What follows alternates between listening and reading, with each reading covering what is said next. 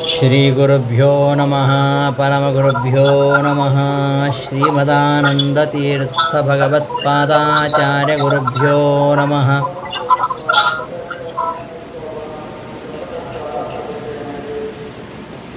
ವ್ಯಾಸಾಯ ಭವನಾಶಾಯ ಶ್ರೀಶಾಯ ಗುಣರಾಶಯೇ. ಮ್ಯೂಟೇ ಮಾಡೋದಪ್ಪ ಇದು.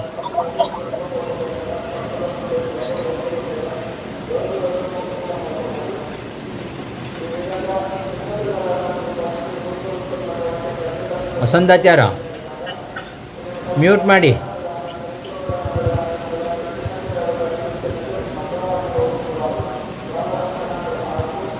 ಹಲೋ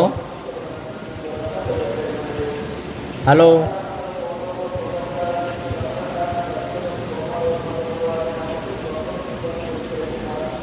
ಹಲೋ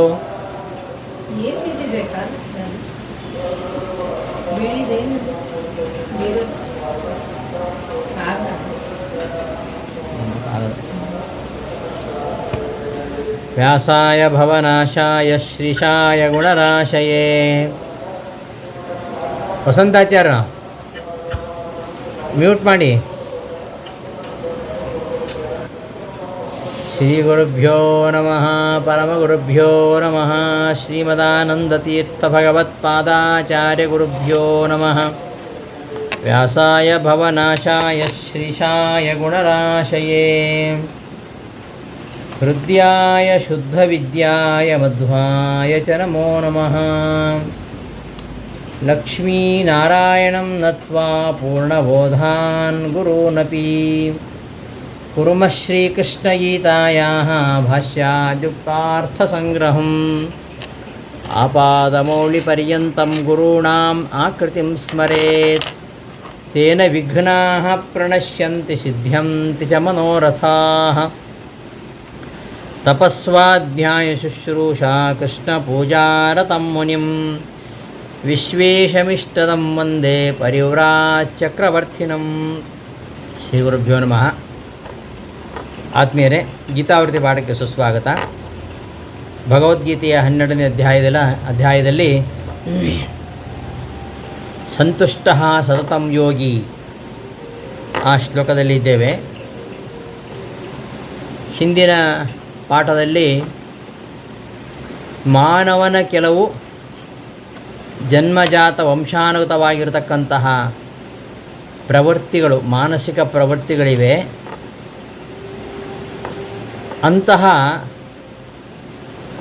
ಪ್ರವೃತ್ತಿಗಳ ಮುಖಾಂತರವೇ ನಮ್ಮ ಎಲ್ಲ ಆಚರಣೆಗಳು, ವಿಚಾರಗಳು ಪ್ರೇರಿತವಾಗುವಂಥವುಗಳು. ಹಾಗಾಗಿ ಇವುಗಳನ್ನು ನಾವು ಮೂಲ ಪ್ರವೃತ್ತಿ ಅಥವಾ ನೈಸರ್ಗಿಕ ಪ್ರವೃತ್ತಿ ಅಂತ ಹೇಳ್ತೇವೆ. ಇದು 12 ವಿಧವಾಗಿರುವಂಥದ್ದು ಅಂತ ಹೇಳಿದೆ. ಇಂತಹ ಮಾನವನ ಮೂಲ ಈ ಪ್ರವೃತ್ತಿಗಳೇ ಜ್ಞಾನೇಂದ್ರಿಯ ಹಾಗೂ ಕರ್ಮೇಂದ್ರಿಯಗಳನ್ನು ವಿವಿಧ ಕಾರ್ಯಗಳಲ್ಲಿ ನಮ್ಮನ್ನು ಪ್ರವೃತ್ತಗೊಳಿಸ್ತವೆ. ಈ ಮೂಲ ಪ್ರವೃತ್ತಿಗಳನ್ನು ಸುಧಾರಿಸಲಿಕ್ಕೆ ಸಾಧ್ಯ ಇಲ್ಲ ಅಂತ ಕೆಲವರು ಅಭಿಪ್ರಾಯಪಡ್ತಾರೆ.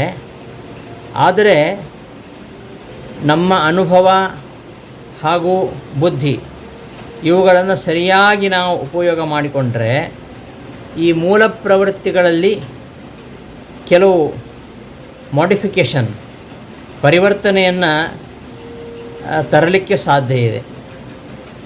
ಪ್ರಾಚೀನ ಕಾಲದಲ್ಲಿಯೂ ಅರ್ವಾಚೀನ ಕಾಲದಲ್ಲಿಯೂ ಈ ಪ್ರವೃತ್ತಿಗಳ ಒಂದು ಪರಿವರ್ತನೆಗೆ 4 ರೀತಿಯ ಉಪಾಯಗಳನ್ನು ಹೇಳಿದ್ದಾರೆ. ಈ ವಿಚಾರವನ್ನು ಹಿಂದೆ ಹೇಳಿದ್ದೆ ನಾನು.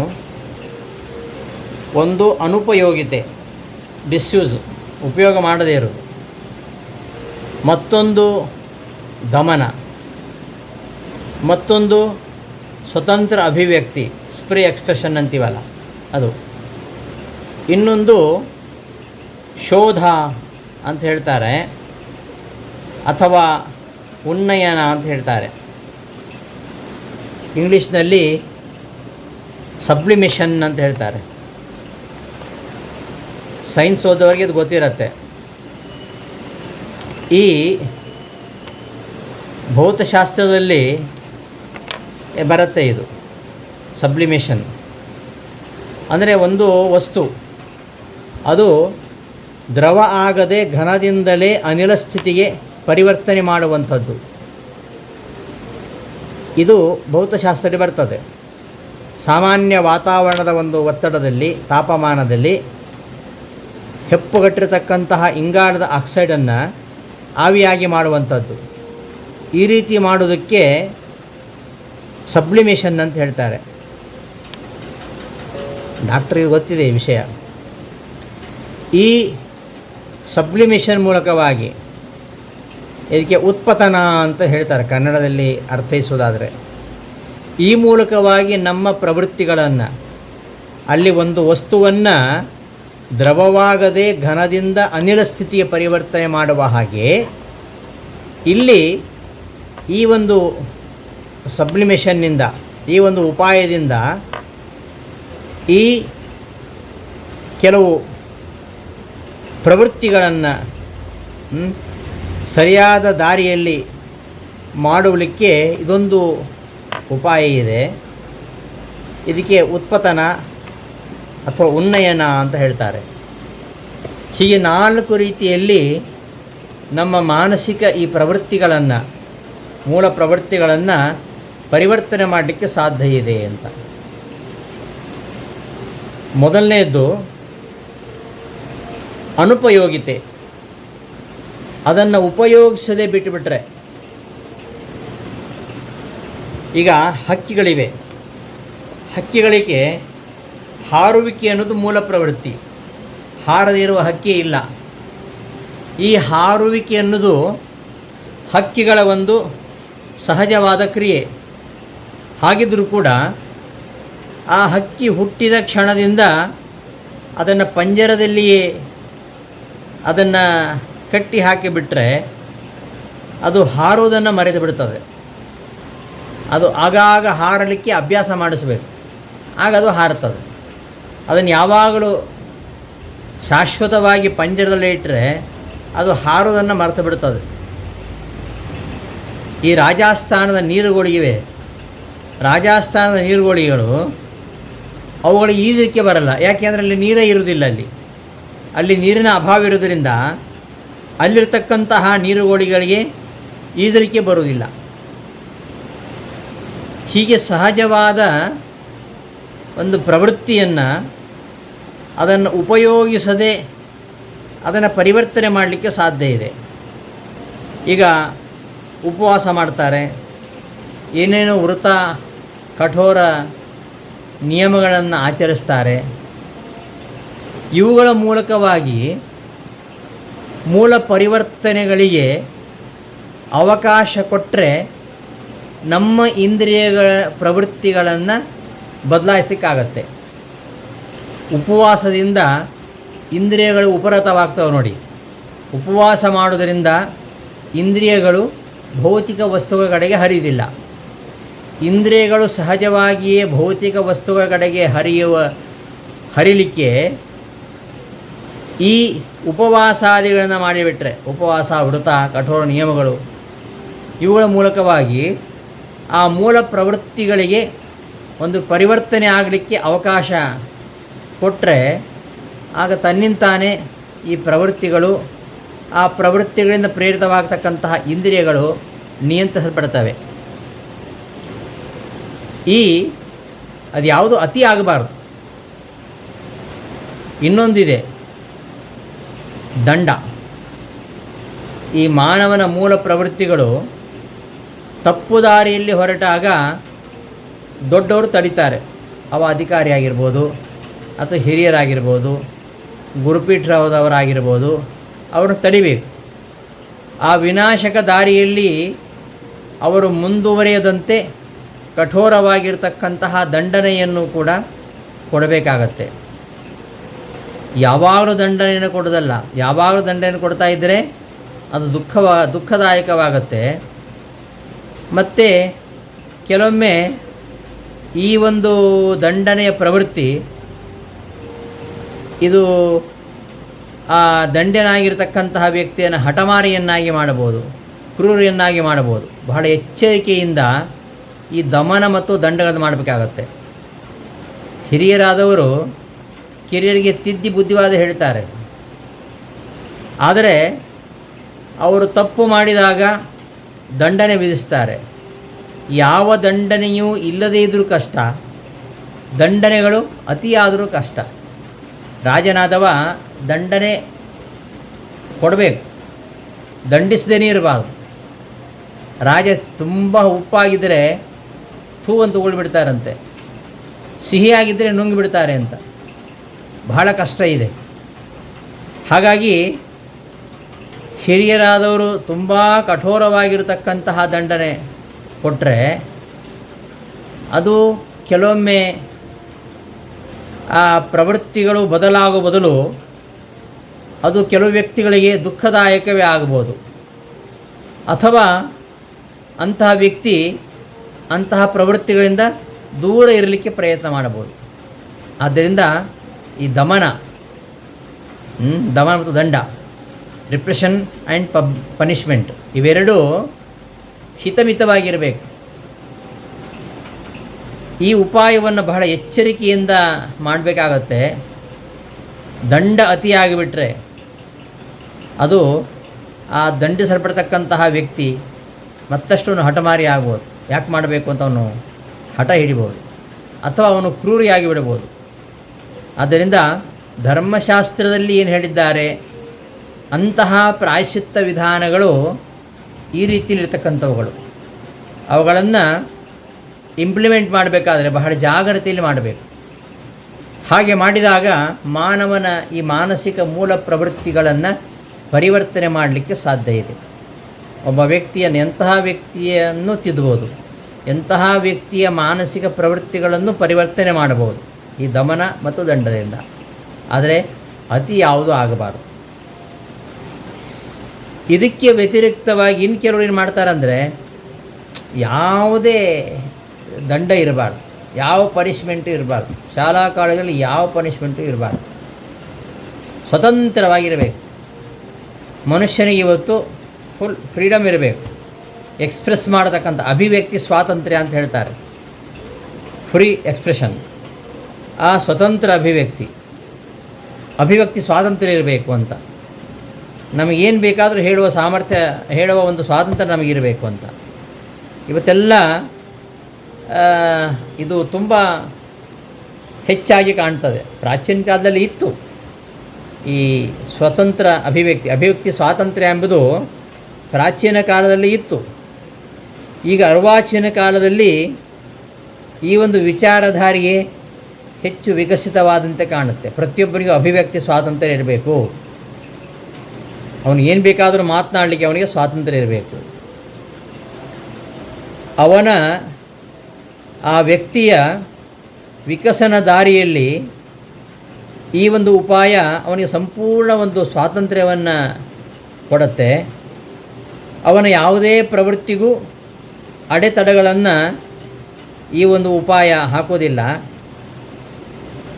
ಅವ ಏನು ಮಾಡ್ತಾನೆ, ತುಂಬ ಫ್ರೀಡಮ್ ಕೊಟ್ಟರೆ, ತಪ್ಪು ದಾರಿಯನ್ನು ಹಿಡಿದಂತಹ ವ್ಯಕ್ತಿ ಅವ ಕ್ರಮೇಣ ಅರಿತುಕೊಳ್ತಾನೆ, ಏನು ಇದರಿಂದ ಮುಂದೆ ನನಗೆ ಹಾನಿ ಇದೆ, ಆದ್ದರಿಂದ ನಾನು ಹೀಗೆ ಮಾಡಬಾರ್ದು ಅಂತ ತನ್ನನ್ನು ತಾನೇ ತಿದ್ದುಕೊಂಡು ತಾನಾಗಿಯೇ ಅವನು ಆ ದಾರಿಯನ್ನು ಬಿಟ್ಟು ಸರಿಯಾದ ದಾರಿಗೆ ಅವನು ಬರುವ ಸಾಧ್ಯತೆ ಇದೆ. ಈ ಥರ ಅಭಿವ್ಯಕ್ತಿ ಸ್ವಾತಂತ್ರ್ಯ ಕೊಡೋದ್ರ ಮೂಲಕವಾಗಿ ಮಾನವನ ಈ ಪ್ರವೃತ್ತಿಗಳನ್ನು ಪರಿವರ್ತನೆ ಮಾಡಲಿಕ್ಕೆ ಸಾಧ್ಯ ಇದೆ. ಕೆಲವರು ಮನೆಯಲ್ಲಿ ಯಾವ ಒಂದು ಸ್ವಾತಂತ್ರ್ಯ ಇರುವುದಿಲ್ಲ. ಬೆಳಗ್ಗೆ ಎದ್ದಾಗಿನಿಂದ ರಾತ್ರಿವರೆಗೆ ಯಾವುದೇ ಒಂದು ಅವರಿಗೆ ಒಂದು ವಿಚಾರವನ್ನು ಅಭಿವ್ಯಕ್ತಿಗೊಳಿಸಲಿಕ್ಕೆ, ಯಾವುದೊಂದು ವಿಷಯವನ್ನು ಶೇರ್ ಮಾಡಿಕೊಳ್ಳಿಕ್ಕೆ ಸ್ವಾತಂತ್ರ್ಯ ಇರುವುದಿಲ್ಲ. ಹಾಗಾಗಿ ಅವರು ಬದಲಾಗೋದೇ ಇಲ್ಲ. ಅದಕ್ಕೆ ಅವರು ಸ್ವಲ್ಪ ಸ್ವಾತಂತ್ರ್ಯ ಕೊಡಬೇಕು, ಅವನಿಗೆ ಆಲೋಚನೆ ಮಾಡಲಿಕ್ಕೆ ಬಿಡಬೇಕು. ಅವ ತಾನೇ ನಾನು ನಡೀತಕ್ಕಂಥ ದಾರಿ ಸರಿ ಇದೆಯಾ ಎಂಬುದಾಗಿ ಅವನು ಆಲೋಚನೆ ಮಾಡ್ತಾನೆ. ಹೀಗೆ ಇದೊಂದು ಉಪಾಯದ ಮೂಲಕವಾಗಿ ಸಹಜವಾಗಿರ್ತಕ್ಕಂತಹ ಪ್ರವೃತ್ತಿಗಳನ್ನು ಬದಲಾಯಿಸಲಿಕ್ಕೆ ಸಾಧ್ಯ ಇದೆ.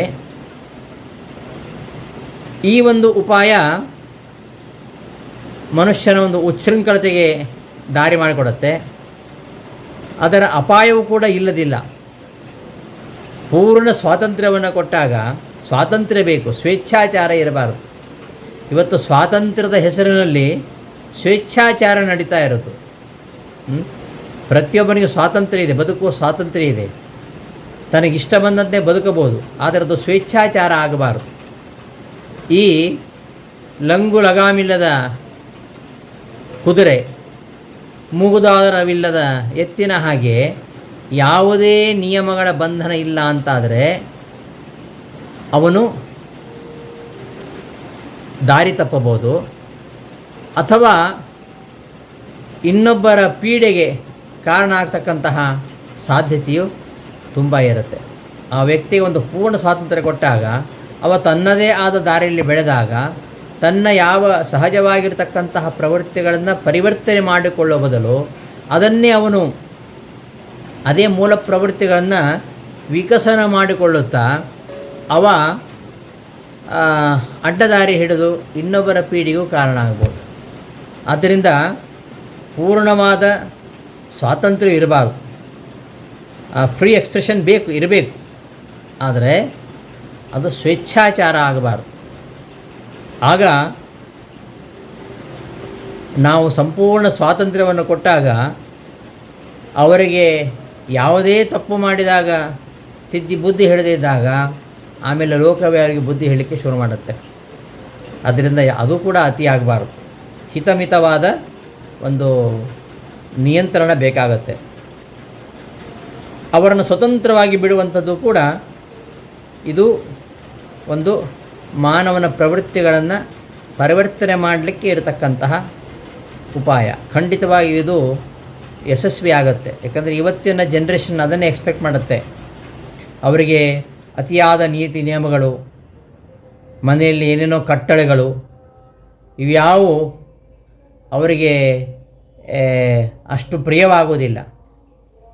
ಅವರಿಗೆ ಬೇಕಾದ ಸ್ವಾತಂತ್ರ್ಯವನ್ನು ಕೊಡಬೇಕು, ಅವರಿಗೆ ವಿಚಾರ ಮಾಡಲಿಕ್ಕೆ ಬಿಡಬೇಕು. ಆಗ ಅವ ತಾನು ಹೋಗ್ತಾ ಇರತಕ್ಕಂಥ ದಾರಿ ತಪ್ಪು ಅಂತ ಅನಿಸಿದಾಗ ಅದರಿಂದ ಆಗತಕ್ಕಂತಹ ಹಾನಿಯ ಬಗ್ಗೆ ಆಲೋಚನೆ ಮಾಡಿ ತಾನಾಗಿಯೇ ಅವನು ತನ್ನ ಪ್ರವೃತ್ತಿಯನ್ನು ಬದಲಾಯಿಸಿಕೊಳ್ಳುವ ಸಾಧ್ಯತೆ ಇದೆ. ಇದೊಂದು ಉಪಾಯ. ಆದರೆ ಇನ್ನೊಂದು ಮಾನವನ ಮೂಲ ಪ್ರವೃತ್ತಿಗಳನ್ನು ಪರಿವರ್ತನೆ ಮಾಡಿಕೊಳ್ಕಿರುವಂಥದ್ದು ಅದೇ ಸಬ್ಲಿಮೇಷನ್. ಇಲ್ಲಿ ಯಾವುದೇ ಉಚ್ಛೃಂಖಲತೆಗೂ ಅವಕಾಶ ಇಲ್ಲ, ಮತ್ತು ಅತಿಯಾದ ಒಂದು ಪನಿಷ್ಮೆಂಟು ಇಲ್ಲ. ಇಲ್ಲಿ ಮೂಲ ಪ್ರವೃತ್ತಿಗಳು ತಪ್ಪು ದಾರಿಗೆ ಹೋಗದಂತೆ ಅವುಗಳನ್ನು ಸರಿಯಾದ ದಾರಿಯಲ್ಲಿ ಪ್ರವೃತ್ತಿಗಳನ್ನಾಗಿ ಮಾಡುವುದು ಈ ಉಪಾಯದ ಉದ್ದೇಶ. ಈಗ ಮಳೆಗಾಲದಲ್ಲಿ ಹೊಳೆ ತುಂಬಿ ಹರಿಯುತ್ತೆ. ನೀರು ತುಂಬಿದಾಗ ಅಣೆಕಟ್ಟನ್ನು ಕಟ್ಟಿರ್ತಾರೆ. ಅಣೆಕಟ್ಟನ್ನು ಕಟ್ಟಿ ಸ್ವಲ್ಪ ಸಮಯ ಆ ನೀರಿನ ಪ್ರವಾಹವನ್ನು ತಡೆ ಹಿಡಿತಾರೆ. ಮುಂದೆ ಕಾಲುವೆಗಳ ಮುಖಾಂತರ ಹೊಲ ತೋಟಗಳಲ್ಲಿ ಆ ಪ್ರವಾಹವನ್ನು ಹರಿಸ್ತಾರೆ. ಆ ತಡೆ ಹಿಡಿದಂತಹ ನೀರನ್ನು ತಡೆ ಹಿಡಿಬಿಡುವುದಲ್ಲ, ತಡೆ ಹಿಡಿದ್ರೆ ಡ್ಯಾಮ್ ಹೊಡೆದು ಹೋಗುತ್ತೆ. ಆ ತಡೆ ಹಿಡಿದಂತಹ ನೀರನ್ನು ಮುಂದೆ ಕೆಳಗಿನ ಪ್ರದೇಶಗಳಲ್ಲಿ ಅದನ್ನು ವ್ಯವಸ್ಥಿತವಾಗಿ ಆ ನೀರನ್ನು ಪೂರೈಕೆ ಮಾಡಿದರೆ ಅಣೆಕಟ್ಟು ಸುರಕ್ಷಿತವಾಗಿರ್ತದೆ. ಮತ್ತು ಪ್ರವಾಹದ ಕೆಲಸ ಹರಿದು ಹೋಗುವ ಪ್ರವಾಹವನ್ನು ತಡಿಬಾರದು. ತಡೆದ್ರೆ ಏನಾಗುತ್ತೆ? ತಡಿತಕ್ಕಂತಹ ವ್ಯಕ್ತಿ ಕೊಚ್ಕೊಂಡು ಹೋಗ್ತಾನೆ. ಎಷ್ಟೇ ದೊಡ್ಡ ಗೋಡೆಯನ್ನು ಕಟ್ಟಿ ನೀವು ಅಷ್ಟು ದೊಡ್ಡ ಗೋಡೆಯನ್ನು ಕಟ್ಟಿದಾಗ ಆ ನೀರು ಹೋಗಲಿಕ್ಕೆ ನೀವು ಗೇಟ್ಗಳನ್ನು ಹಿಡದೆ ಹೋದರೆ ಅಣೆಕಟ್ಟೆ ಒಡೆದು ಹೋಗುತ್ತೆ. ಹೋಗ್ತಕ್ಕಂತಹ ಪ್ರವಾಹವನ್ನು ನಿಲ್ಲಿಸಿ ಅಣೆಕಟ್ಟನ್ನು ಕಟ್ಟಿ ನಿಲ್ಲಿಸ್ತಾರೆ. ಆದರೆ ಆ ನೀರನ್ನು ಒಂದು ವ್ಯವಸ್ಥಿತವಾಗಿ ಕಾಲುವೆಗಳ ಮೂಲಕವಾಗಿ ಹೊಲ ತೋಟಗಳಿಗೆ ಬಿಡ್ತಾರೆ ನೋಡಿ. ಅದೇ ರೀತಿಯಲ್ಲಿ ಕೊಚ್ಚಿಕೊಂಡು ಹೋಗ್ತಾ ಇರತಕ್ಕಂಥ ಪ್ರವಾಹ ಹರಿದು ಹೋಗ್ತದೆ. ಮಳೆಗಾಲದಲ್ಲಿ ಸಿಕ್ಕಾಪಟ್ಟೆ ಹರಿದು ಎಲ್ಲ ಮನೆಗಳನ್ನು ಮುಳುಗಿಸಿ ಹೋಗಿ ಸಮುದ್ರಕ್ಕೆ ಸೇರುತ್ತೆ. ಮಳೆಗಾಲ ಮುಗಿದ ಮೇಲೆ ನೀರೇ ಇಲ್ಲ. ಆ ರೀತಿಯಲ್ಲಿ ಹರಿದು ಹೋಗತಕ್ಕಂತಹ ನೀರನ್ನು ವ್ಯರ್ಥ ಮಾಡದೆ ಮನುಷ್ಯ ಬುದ್ಧಿವಂತನಾಗಿದ್ದಾನೆ. ಆ ನೀರನ್ನು ತಡೆ ಹಿಡಿದು ನಿಲ್ಲಿಸ್ತಾನೆ, ಆಣೆಕಟ್ಟುವ ಮೂಲಕವಾಗಿ ತಡೆ ಹಿಡಿದು ನಿಲ್ಲಿಸ್ತಾನೆ. ನಿಲ್ಲಿಸಿಬಿಟ್ಟು ತನಗೆ ಮುಂದೆ ಬೇಕೇ ಬೇಕಾದ ಹಾಗೆ ಆ ನೀರನ್ನು ವಿನಿಯೋಗಿಸ್ತಾನೆ, ಬೇರೆ ಬೇರೆ ಕಡೆಗೆ ವಿನಿಯೋಗಿಸ್ತಾನೆ. ಹೀಗೆ ಹರಿಯತಕ್ಕಂತಹ ಪ್ರವಾಹವನ್ನು ನಿಲ್ಲಿಸಿ ಆ ನದಿಯ ನೀರು, ಒಟ್ಟಾರೆ ನದಿಗೊಂದು ಪಾತ್ರ ಇದೆ, ಆ ಪಾತ್ರ ಮೀರಿ ಹೋಗಲ್ಲ. ಆ ನದಿಯ ನೀರನ್ನು ಹೇಗೆ ಬೇಕು ಹಾಗೆ ಹೋಗದಂತೆ ತಡೆ ಹಿಡಿದು ಮಾತ್ರ ಅಲ್ಲ, ತಡೆದ ಮುಂದೇನು ಮಾಡೋದು, ಅದನ್ನು ಹೇಗೆ ಬೇಕೋ ಹಾಗೆ ಆ ನೀರನ್ನು ಉಪಯೋಗಿಸ್ಕೊಳ್ಳೋದು. ಕಾಲುವೆಗಳ ಮೂಲಕವಾಗಿ ಹೊರತೋಟಗಳಿಗೆ ಆ ಪ್ರವಾಹವನ್ನು ಹರಿಸೋದು. ಅದೇ ರೀತಿಯಾಗಿ ಮೂಲ ಪ್ರವೃತ್ತಿಗಳು ಯಾವತ್ತೂ ತಪ್ಪು ದಾರಿ ಕಡೆಗೆ ಹೋಗ್ತದೆ.